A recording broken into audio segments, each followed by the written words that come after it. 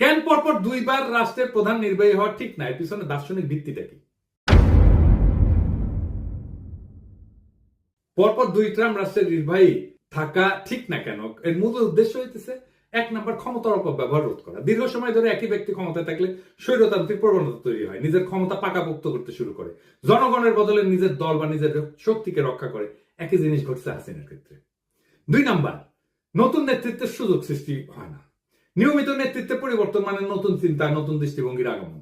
তিন নাম্বার, রাষ্ট্রীয় প্রতিষ্ঠানের স্বাধীনতা রক্ষা। একজন দীর্ঘদিন ক্ষমতায় থাকলে বিচার বিভাগ, নির্বাচন কমিশন, পুলিশ ইত্যাদি তার হাতে জিম্মি হয়ে যেতে পারে, যেটা হাসিনার আমলে হয়েছিল।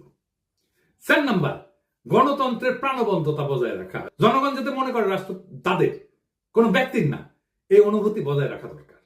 এবং দীর্ঘকালীন শাসনের বিদ্রোহ কিন্তু অবশ্যম্ভাবী হয়ে ওঠে, কারণ ক্ষমতা কেন্দ্রীভূত হয়ে পড়ে। যখন এক ব্যক্তি বা গোষ্ঠী দীর্ঘদিন রাষ্ট্রের নেতৃত্ব থাকে, তখন তারা সমস্ত